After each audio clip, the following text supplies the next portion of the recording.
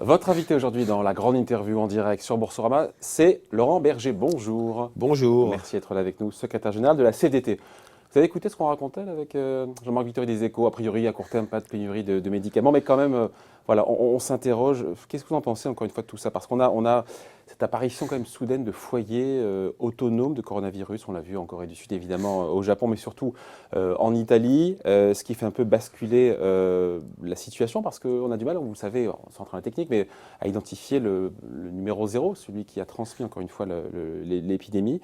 Et puis on a l'OMS qui a employé le mot qui fâche, pardon, une possible pandémie à laquelle il faut se préparer. Ça vous inquiète, cette contamination qui s'accélère dans le monde vous en pensez quoi? Ça peut inquiéter, oui, ça inquiète légitimement sans tomber dans une panique. C'est ce qu'il ne faut surtout pas faire. Moi, je ne suis pas un spécialiste des questions de santé, mais ce qui est sûr, c'est qu'il peut y avoir des conséquences en termes de santé, c'est le premier élément le plus important, des conséquences économiques, des conséquences en termes d'échanges. Enfin, voilà, tout ça peut nous emmener très loin. Maintenant, je crois qu'il faut faire confiance aux spécialistes pour avoir les bons gestes au bon moment, les bons réflexes.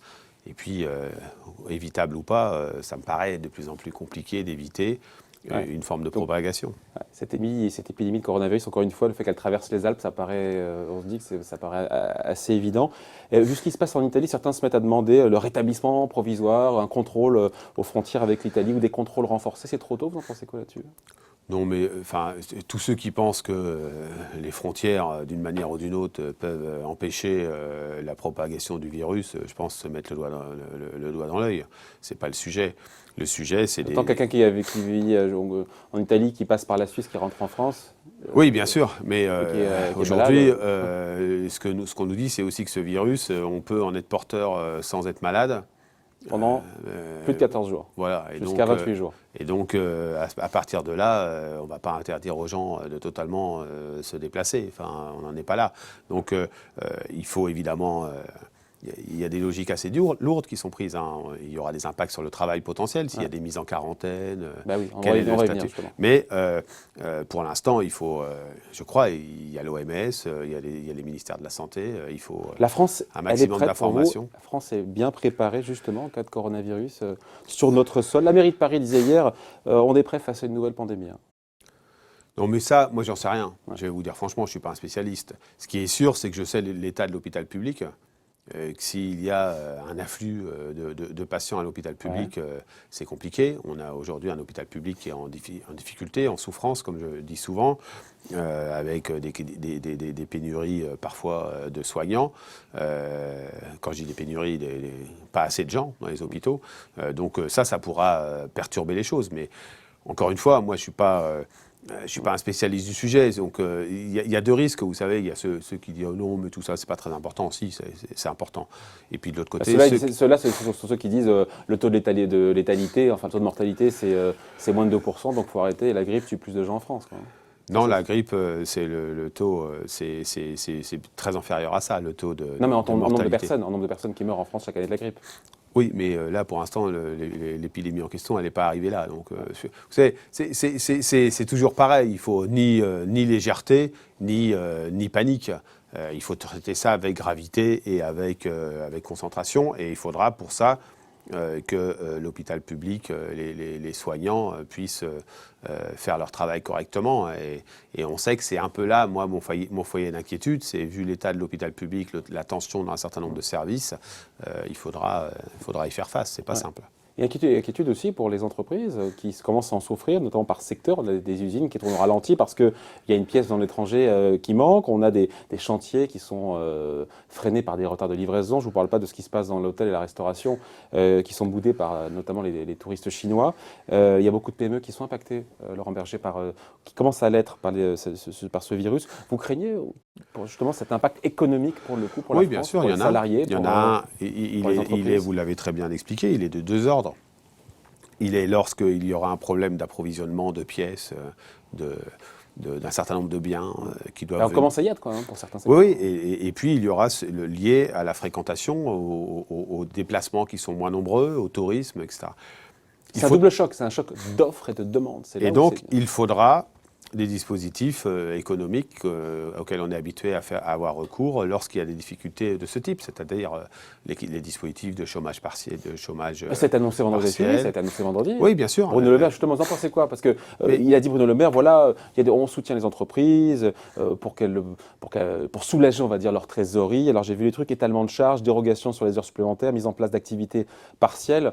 C'est ce qui a été mis en place d'ailleurs au moment de la crise des Gilets jaunes et des grèves sur la réforme des retraites. C'est ce qui a été mis en place c'est du bon sens, au moment de la crise de 2008. Oui, non, mais pour l'instant, il faut le faire au cas par cas. C'est du bon sens. C'est évidemment qu'il faut des dispositifs de chômage partiel lorsque, je prends un exemple, une unité de production n'aura pas les pièces pour finir son bien, dans n'importe quel bien, prenons l'électroménager. Eh bien, si c'est le cas, il faut que activer le dispositif de chômage partiel pour que les salariés ne soient pas sanctionnés. Mais on peut avoir d'autres situations liées à ce virus. On peut avoir des situations où un salarié, on lui demande d'être mis en quarantaine, et quelle est sa situation à lui pendant ce temps-là où il ne peut pas se rendre au travail. Donc, il faudra aussi avoir des dispositifs qui peuvent être des dispositifs exceptionnels.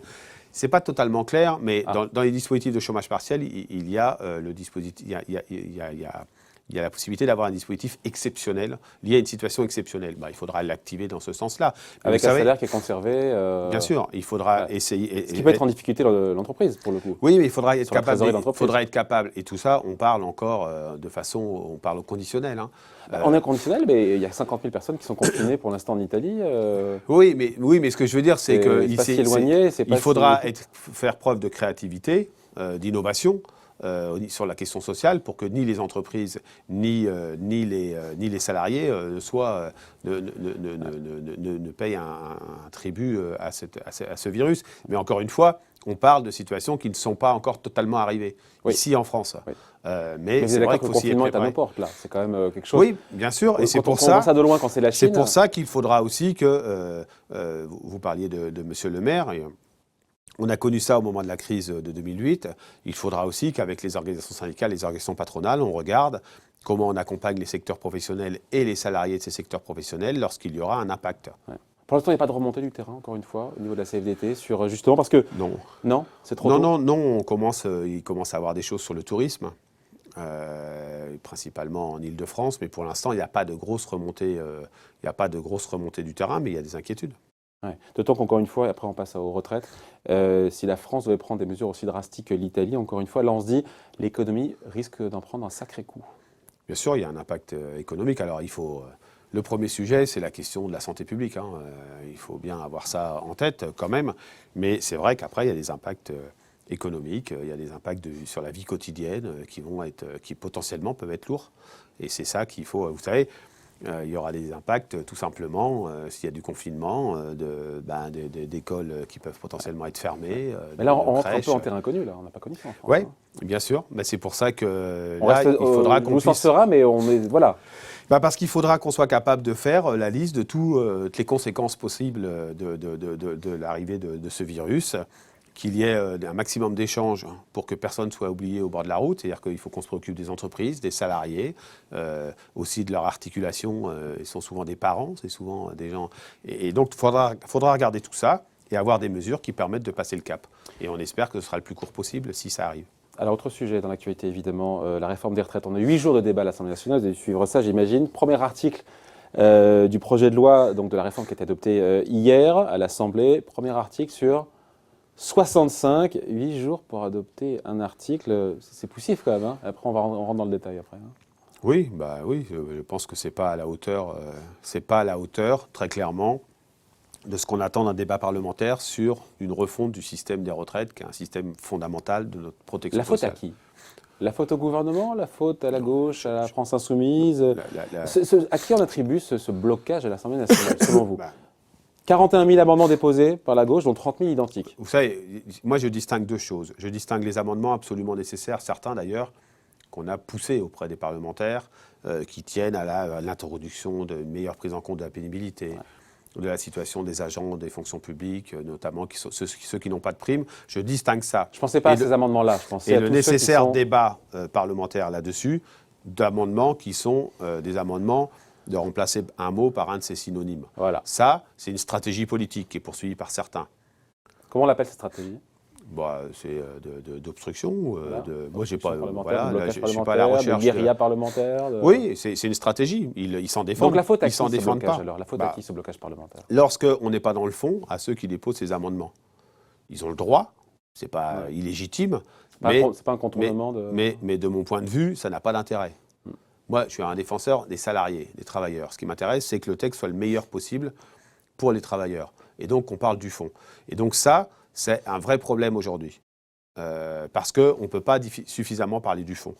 Et puis, je crois que le gouvernement, il faut qu'il comprenne aussi que son texte en l'état, si jamais il y avait recours au 49.3, n'est pas un texte équilibré, n'est pas un texte où il y a suffisamment d'éléments de justice sociale. Et donc, dans ce cas-là, s'il devait revoir son texte pour le déposer autrement, il faut qu'ils intègrent les éléments de pénibilité. Mais le calendrier ne sera pas tenu, là on est sur la forme, sur le calendrier de se dire, parce qu'on a compris que le gouvernement voulait qu'il soit voté en première lecture avant les municipales. Mais le calendrier, de vous à hein. moi, là aussi, en tant que syndicaliste, le représentant de la CFDT, il vous dit, je m'en fiche du calendrier. Ce n'est pas le sujet. On parle des retraites. On n'est pas en train de parler du petit sujet anecdotique. Important peut-être, mais anecdotique. On est en train de parler des retraites. Donc le calendrier qui est celui du gouvernement, ce n'est pas le nôtre. Ce n'est pas celui des Français. Celui des Français, c'est quel système de retraite demain qui soit le plus juste possible. Et c'est ça dont il est question pour nous. Donc vous demandez un délai supplémentaire au gouvernement? Moi, je demande que les vrais débats se fassent à l'Assemblée. Ils ne se font pas, parce que... S'ils ne se font pas, le gouvernement, il ne peut pas redéposer par le biais du 49.3 le même texte que celui qu'il a déposé jusqu'alors parce qu'il n'est pas équilibré et qu'il n'y aura pas de possibilité d'intervention de parlementaires là-dessus.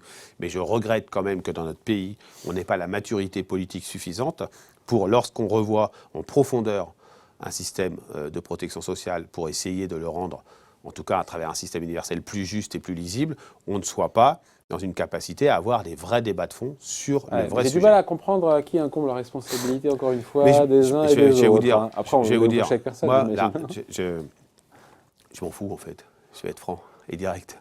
La responsabilité, ce n'est pas mon problème. Moi, mon problème, c'est est-ce que les salariés qui portent des charges lourdes toute la journée vont avoir un dispositif de pénibilité. Alors on en est où, Et bien là, pour l'instant, le MEDEF, pour l'instant... Pour l'instant, non. Il y a un blocage, une obstruction aussi, là, d'une certaine manière, du côté du MEDEF. Vous voyez, ce que je veux dire, c'est, oui, il y a une guérilla parlementaire, moi je trouve que ce n'est pas à la hauteur. Mais je ne veux pas éluder la question. Il y a une guérilla parlementaire, je trouve que ce n'est pas à la hauteur de ce que doit être un Parlement.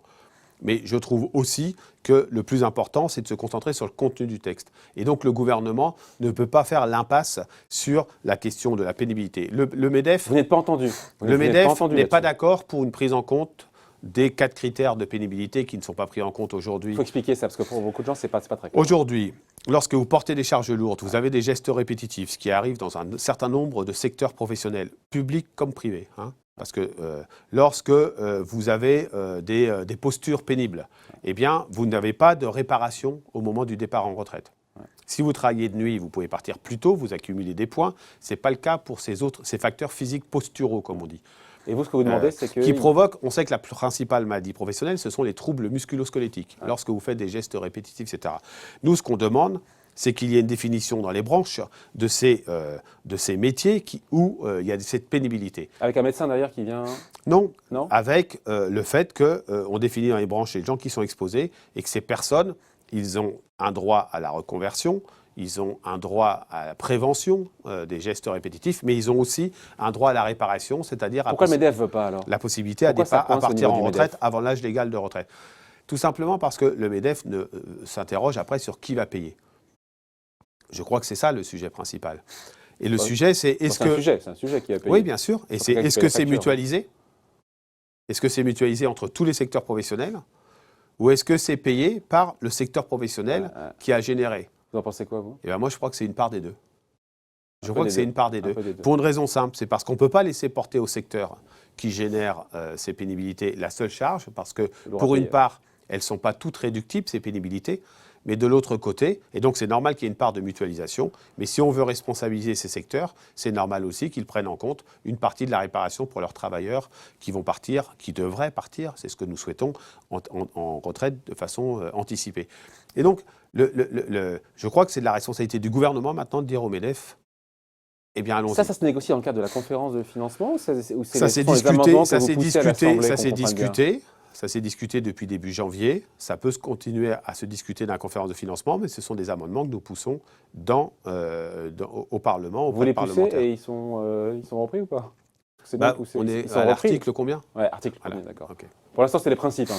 On a posé les grands Et la principes, commission n'est pas allée au bout. Vous voyez, ouais. c'est bien le problème d'un débat parlementaire qui ne peut pas se dérouler dans de bonnes conditions et qui évite de discuter du coup des vrais sujets. Et si vos amendements sont repris d'amélioration. au travers d'un 49.3 et que vos idées sont reprises, Oui, bah c'est ce qu'il faut faire, c'est-à-dire Ah. sur la question de la pénibilité, sur la question des transitions et d'une clause de sauvegarde pour les agents publics qui n'ont pas beaucoup de primes et qui vont être impactés par cette réforme, eh bien, ce sont deux gros sujets. Il y en a d'autres sur lesquels nous demandons à ce que ce soit repris dans le texte qui sera voté in fine. Et si le texte il est voté par la procédure normale, bah, c'est des amendements que nous avons déposés. Ouais. Si ce n'est pas par la procédure normale, nous souhaitons que le gouvernement les intègre dans son texte. Voilà. On répliquera avec le 49.3 si l'obstruction continue. C'est ce qu'a dit Jean-Michel Blanquer, ministre de l'Éducation.